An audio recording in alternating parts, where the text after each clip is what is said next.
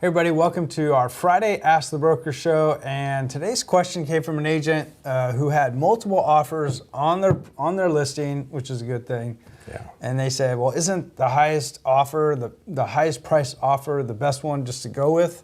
What are some cons to basically picking the highest one, or some things we should have in mind when doing that? Yeah, not always is the best price or the highest price the best one. Here's why. House listed at $350. Certain agents out there have it in their head that, okay, it's going to appraise right about $350. Let's offer $375 so we get in, and then when the appraisal comes in, we're driving it back down to its appraisal price. Interesting. Yeah. So now, in the seller's mind, I'm getting $375. Yeah. In the buyer's mind, they're getting $350. And the buyer's going to win that battle at the end when the appraisal comes in low.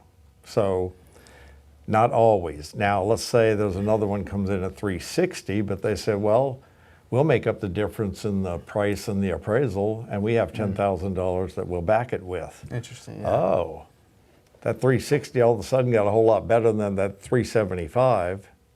And there's lots of other ways of, you know, did they ask for all kind of stuff to be worked on? Are they taking it as is? So a lot of stuff to look at. What are a couple other little things to look at on offers? Well, when you're in a multiple offer situation like that, and you do get a lower offer by $5,000, $10,000 or so, and they're willing to either waive the appraisal condition and or make up some difference if a low appraisal comes in, then yeah, that one, depending on the difference in price, could be the one to go with. You know, as you guys know who've sold listings, you get offers sometimes that are way above the asking price, and they're just trying to solidify it, knowing, like you said, knowing the appraisal is not going to support that purchase price, and they end up changing the price on you later. So it's not always best to go with the highest priced offer. You know, you got to look at all the terms, you know, the qualifications of the buyer, whether or not they're asking for. Sometimes the prices seem a lot higher, but they're asking for credit back,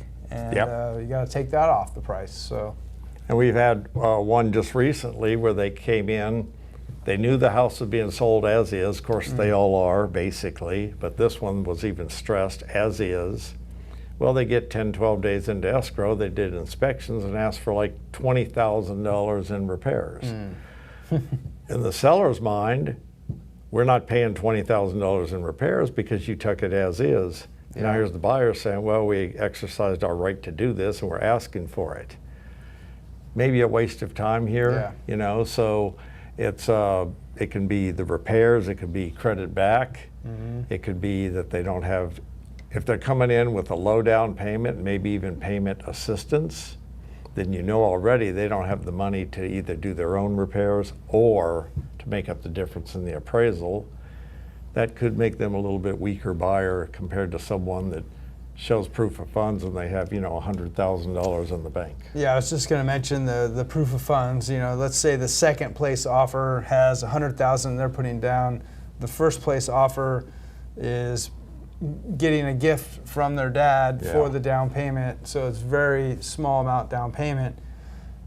So if an appraisal was to come in lower, who's going to have the money to potentially come in with the difference? And that would be the second offer. So yeah, all these factors come into play when you're evaluating above asking offers in a multiple offer situation.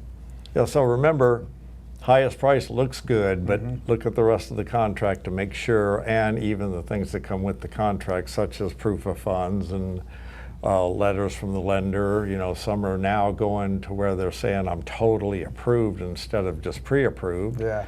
That's stronger. That looks better. Yeah.